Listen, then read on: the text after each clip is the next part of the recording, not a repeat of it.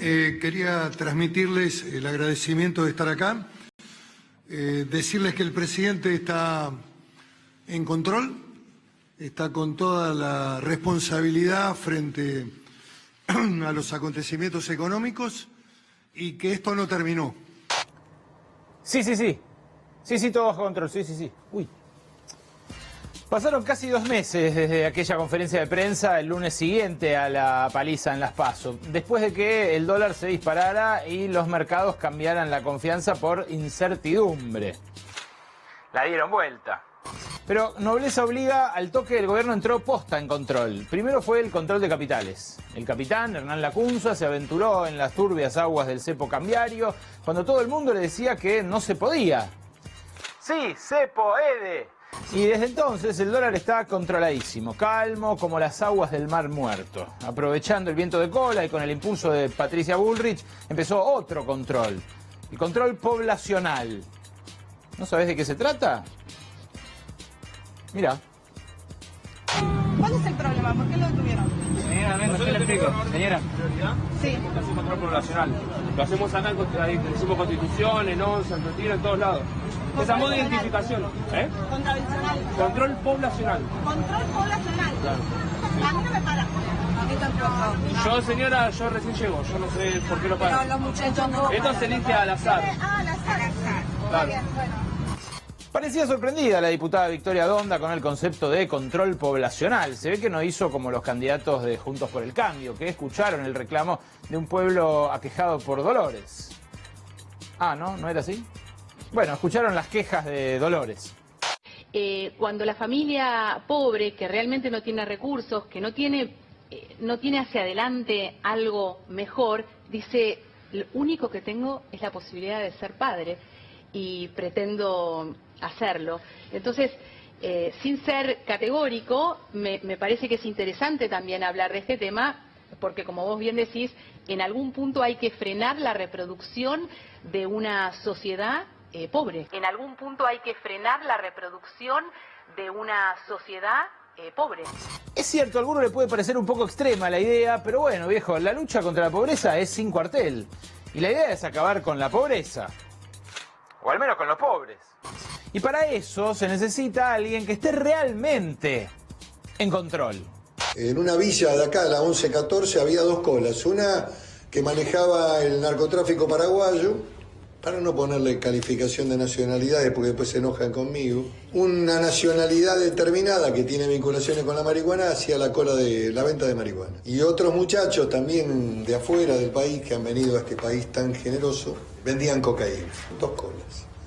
Todo esto fue tomado por un dron, después entró la gendarmería. La verdad, habría que dinamitar todo, que todo huele por el aire. La verdad, habría que dinamitar todo, que todo huele por el aire. Ok, lo de Pichetto puede sonar un poco fuerte, es cierto, pero lo que pretende es matar 2 pájaros de una sola vez. Acabar con las villas y con la inmigración descontrolada, 2 grandes flagelos de la sociedad. Se sabe esto y que para el candidato a vice por el oficialismo, las 2 son tierra fértil para el narcotráfico. No es que quiera entrometerme, pero tal vez tengan que ponerse de acuerdo con la ministra de Seguridad, Pichetto, Bullrich. Ella tiene una lectura más compleja de la situación. El pobre para sobrevivir hace una changa, es cartonero, claro, yo le decía, trabaja, o va a estudiar o la pelea, pero, perdón, ministra, no hay ninguna... o arma un grupo de cumbia. Claro. O arma un grupo de cumbia. Claro. Ojo que si el destino de una persona humilde es hacer changas o cartonear, ya bastante explotada está. En ese sentido, Bullrich y Pichetto se dan la derecha. Así que pensándolo bien, la mejor opción termina siendo la de armar un grupo de cumbia.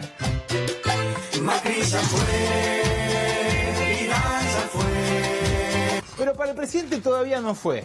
Macri sigue convencido de que la puede dar vuelta. Hace ya un par de semanas que está de gira por el país con esta marcha del Sí se puede.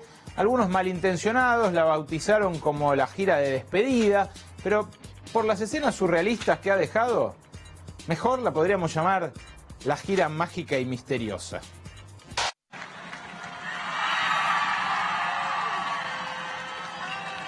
Mi Cenicienta, encontré mi Cenicienta.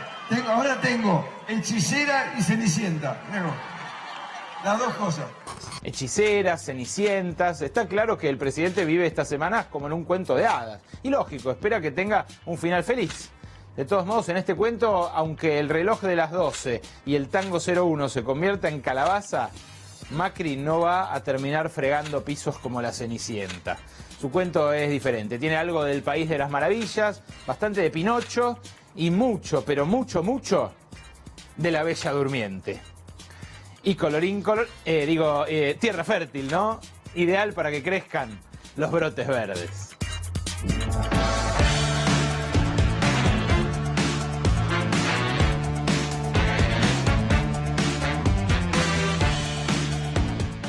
Buenas noches, bienvenidos, bienvenidas. Gracias por sintonizar Brotes Verdes como cada martes acá en la pantalla de C5N. Esta noche les proponemos como tema de discusión en redes sociales Lamens en brotes, porque está en nuestros estudios ya para conversar con nosotros Matías Lamens, el candidato a jefe de gobierno por el Frente de Todos, el hombre que va por todo, que va por el último bastión del macrismo después de unas PASO donde en el resto de los distritos donde coronó en 2015 fue derrotado con amplitud. Vamos a hablar de todo con Matías Lamens, sobre todo de los temas que te interesan a vos como vecino, pero también de la política nacional y de las proyecciones que puede llegar a tener la elección de dentro de 20 días.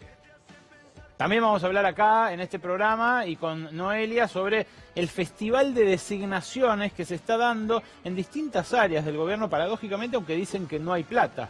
Para determinadas cosas parece que sí hay plata, porque hay designaciones realmente muy onerosas para el Estado Nacional. Y hoy en exclusiva, acá en Brotes Verdes, te vas a enterar de una serie de designaciones, no en cualquier lugar, en la Cancillería. El festival de designaciones, la estación de hoy, es la de Jorge Forí, el canciller, uno de los últimos incorporados al gabinete de Mauricio Macri, pero que al parecer está queriendo agradecer en este final de fiesta a su gente más querida dentro de la casa, como le dicen a la Cancillería. Pero antes de eso, nos vamos a referir a un tema sobre el cual hablamos 3 semanas atrás, aquí en Brotes Verdes. Nos vamos a referir a este señor que ustedes ven a mis espaldas, al ministro de Cultura, hoy degradado a secretario de Cultura, Pablo Abeluto. 3 semanas atrás, nosotros les mostramos acá una imagen de una cámara de seguridad que terminaba de graficar algo que nosotros les contamos a principios de 2016, apenas asumió Mauricio Macri en el gobierno. Pablo Abeluto, entonces recién asumido como ministro de Cultura, empezó a desguazar distintas áreas del entonces ministerio y a prescindir de gente que consideraba inútil y costosa para el Estado Nacional. Pero cometió una desprolijidad administrativa que fue enviar a su novia, a su pareja, ahora me vine a enterar que le resultó machista el hecho de que yo aluda a Carolina Assi de esta manera. Hay muchas formas, quizás la palabra sea antigua, novia, pero es una palabra que, bueno, significa para la mayor cantidad de gente posible. Su compañera, su pareja, su concubina, su media naranja, como quieran llamarle, irrumpió en el Centro de Producción de Industria Audiovisual, del área audiovisual del Ministerio de Cultura, y se llevó todos los equipos audiovisuales muy costosos, que había allí, en un edificio de Villa Crespo. Una dependencia especial que funcionaba desde 2009 y que hacía contenidos para Paca Paca, para Deporte TV, para Encuentro, para TV Pública, para la televisión digital abierta y demás. Nosotros le mostramos este video que ustedes están viendo, pero lo curioso es que como respuesta a esta publicación recibimos una carta. Sí, recibimos una carta intimándonos a leer una réplica de Pablo Abeluto aquí en este espacio, con su visión de los hechos, su explicación y una serie de consideraciones políticas muy densas que incluye en 2 páginas. referidas al trabajo que publicamos aquí, insisto, el 17 de septiembre pasado. Abeluto nos intima a leer esta carta bajo pena de iniciarnos acciones legales, tanto al canal como a mi persona. Y la verdad que no hacía falta, porque yo, por supuesto, que por práctica profesional pongo al aire la respuesta de una denuncia de un hecho de corrupción, o en este caso una irregularidad administrativa muy grave, como poner a alguien que no tiene nada que ver con el Estado a llevarse cosas muy valiosas del Estado y ponerlas en otro lado. En ese momento además no se sabía a dónde habían ido a parar. Después hubo sucesivas auditorías que determinaron dónde estaba ese material, pero en ese momento no se sabía.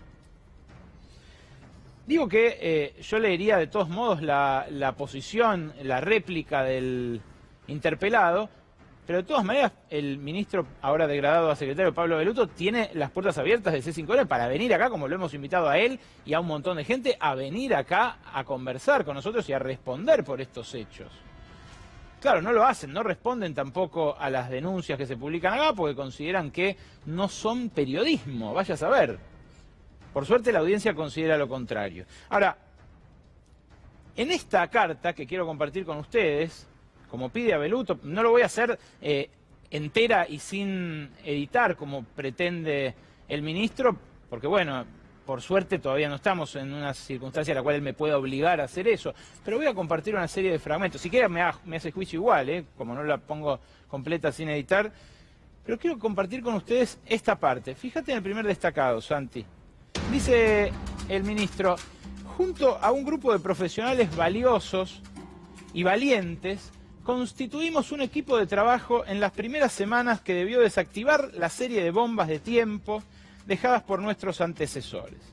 Entre las personas que se acercaron a colaborar, dice el ministro, de manera ad honorem, estuvo Carolina Assi, cineasta independiente y directora de varios documentales, que tomó a su cargo la tarea de evaluar el área audiovisual del ministerio.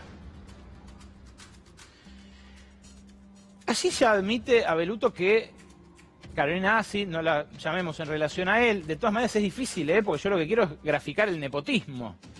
Es difícil. Bueno, Carolina Assi, una documentalista, independiente de él, pero que a la sazón era su pareja,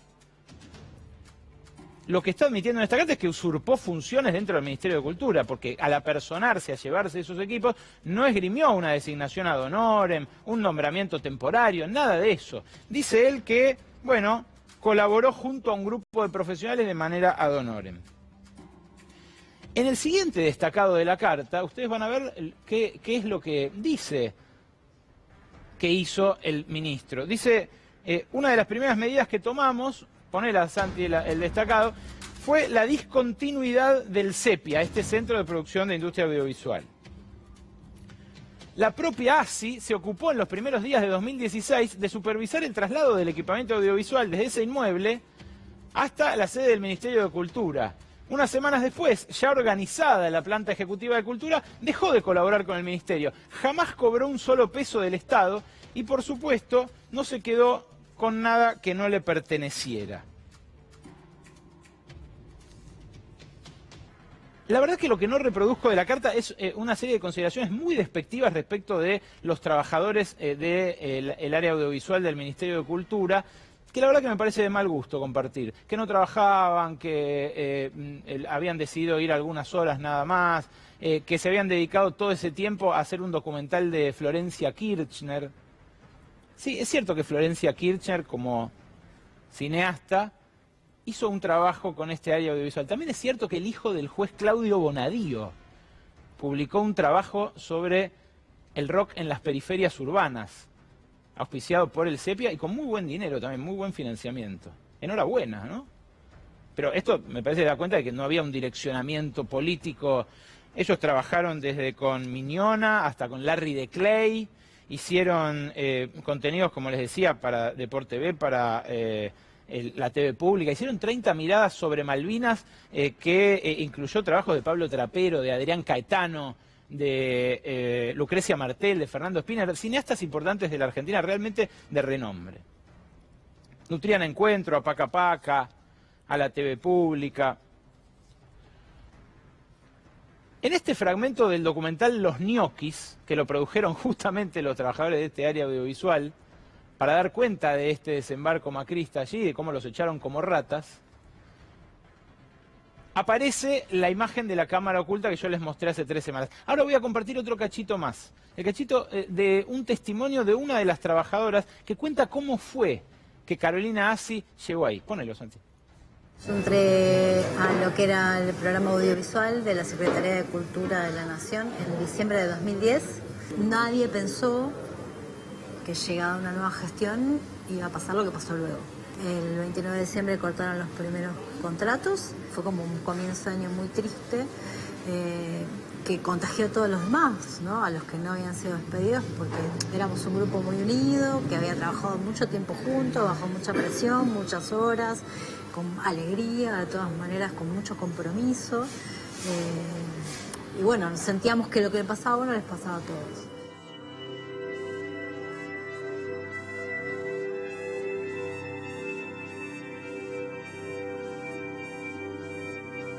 A las 9 de la mañana, el editor de La Mañana, uno de los editores de La Mañana,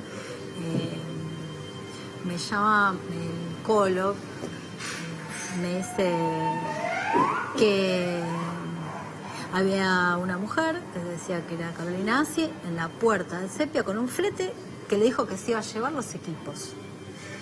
Y él no sabía mucho qué hacer, porque por supuesto que él se sentía responsable de los equipos.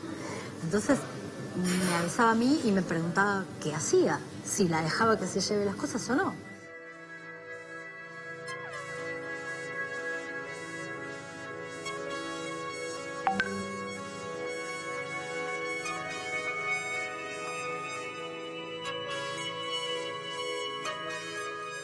No respondía a ninguna lógica que aparezca una persona y diga que se iba a llevar los equipos, sin previo aviso, sin haber recibido una notificación oficial, sin ser funcionario. Todo era como medio tirado de los pelos, si querés. Son equipos que, para que ustedes se den una idea, valen 500, 600 mil dólares.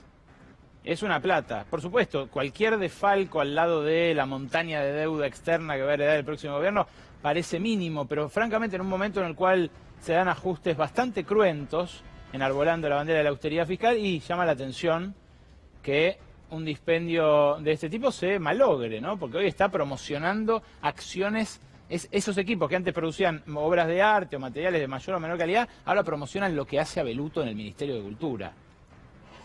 Digamos que no están del todo aprovechados en esos recursos estatales.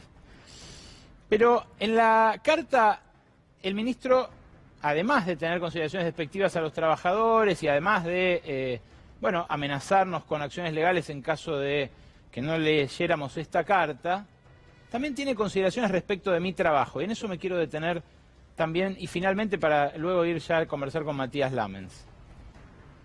Fíjate este fragmentito de la carta, donde dice que cualquier recurso es legítimo para hacer periodismo canalla, exactamente igual a lo que se hacía durante la dictadura militar. Dice, Berkovich hubiera pasado desapercibido entre aquellos que escribían acerca de la campaña anti-argentina. El que dice esto no es cualquiera. El que dice esto es el que, por ejemplo, en el canal del Diario de la Nación, hace algunos meses dijo esto.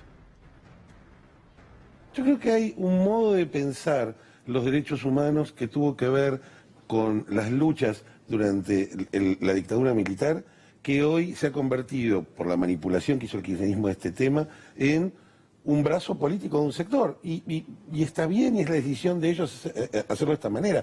Pero nosotros tenemos una agenda de los derechos humanos, de verdad y justicia, de la década del 70, pero tenemos otras agendas de derechos humanos que tienen que ver con las violaciones a los derechos humanos, con los derechos humanos de los que están vivos.